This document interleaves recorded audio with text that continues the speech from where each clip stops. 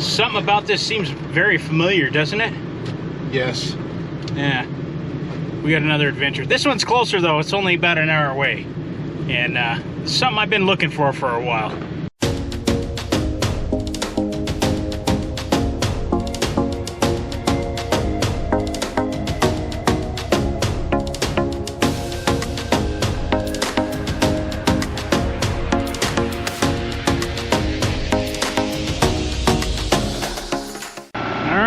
Hope I got my can of backup today. I'm gonna back up under this plow and get her loaded up.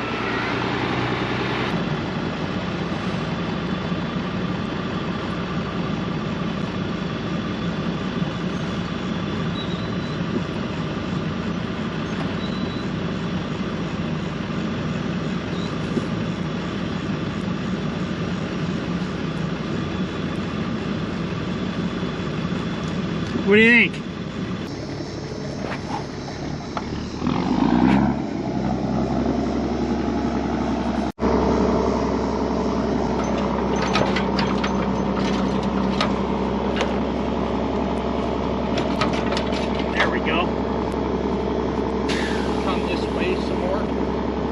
Probably gonna work. Will that work there? Will that wheel clear? Pretty close.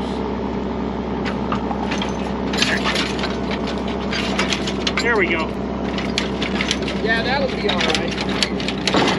We're good.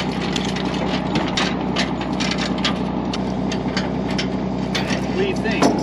What's that? We're all right, aren't we? Yeah. We just go around here.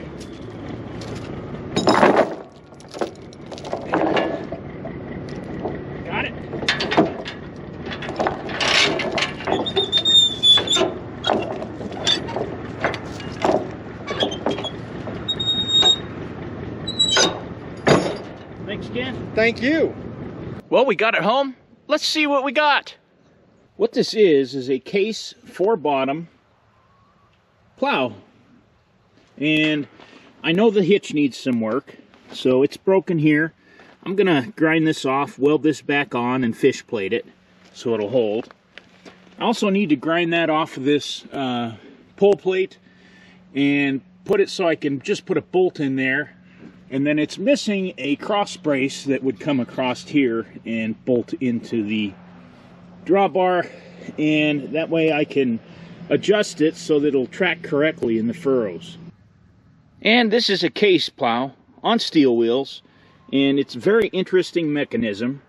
Right here it's got a kind of a cam in it, and there you can see the Case eagle sitting on top of the globe, their logo. And the way that this works is there's a lever right there. That spring keeps it engaged.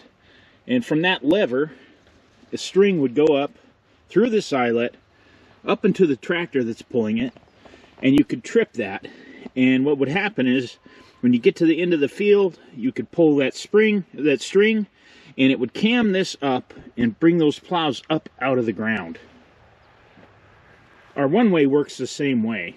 Our one-way's IH. We'll have that out in a future video. These cutters roll along and cut the sod ahead of it so that the plows can drag that up and you'll have a nice finished cut. Now we probably should have one or two more of these on here. Probably all four of them should have them. I only have this one, but I'd love to find the rest if that's possible. Morning, kitty. Camera's out. Guess who's here? These levers allow you to manually adjust the depth that you want to sink the plows. And these are 14s. This is 4 14s. We have a 3-bottom Minneapolis Moline Little Genius plow that's on rubber wheels that we could pull. But we were a little afraid that that wouldn't give our D4s enough to pull, so we wanted to really work them. And out here in this Colorado clay, it is unlike anything else. It's not very loamy. It's hard dirt. So this plow will definitely give them a pull. And Big Stripes is pointing out there's another Case logo right there with the eagle on the globe. I had actually looked for a steel wheel plow because like our Little Genius and some other plows that we have, they're on the rubber wheels. The tires are always flat, they rot away. The UV here in Colorado is really bad on rubber, so we try to keep everything covered up, but those are long since gone.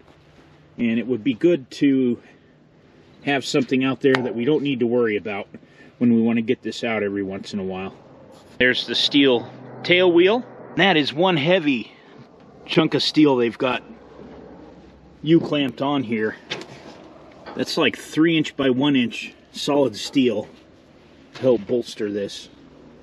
And try as I may, I can't seem to find any sort of a maker mark on this plow to indicate a model number. I do know the make by the eagle on the globe logo, and I don't know the year that this would have been. My guess is probably 20s, early 30s maybe. A very cool piece of history that I can't wait to put to some use, just for fun, just to see what we can pull, just to see what'll pull it. I know that the 3-bottom Little Genius, our H really struggled with that, especially in our dirt. So I know it wouldn't pull this. The 400 might. I know our 4010 John Deere would, but I can't wait to put little Lefty on this when we get it done.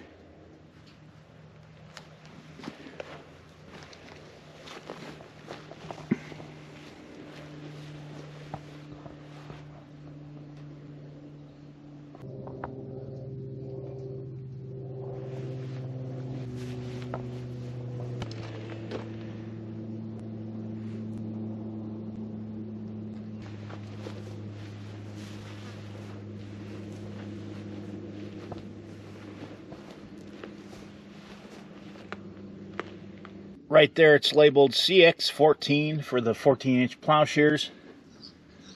And yeah, they have some wear. Somebody has welded some hard surface on the tips of these. The beauty is the simplicity of it, and a few shots of grease, working the levers a little bit. I think it'll work just fine for what we're going to do. Does appear to be missing one of the helper springs right there to up there. And the very nice folks that I bought this from apparently bought this from somebody that just had it as yard art, so it was just sitting in someone's yard for a while. I bet it never thought that it was going to be stuck back in the dirt. That was a really strange thing to say. It's a plow. I don't think it thought of anything. But that's how Dad and I and Grandpa always thought. To us, a tractor or an implement, it was a living thing that we actually just formed a relationship with. I guess we just spent so many hours with it. We learned its nuances. We learned everything about it. And I do think these steel wheels, they might have had, and there's remnants of one that somebody put on there, a rubber disc around them. It's long since gone. Or they might have just been like this to begin with. I don't really know. Just thought I'd throw a little short video out about this. I'm really interested in all this old stuff. Thanks for watching. We'll see you on the next one.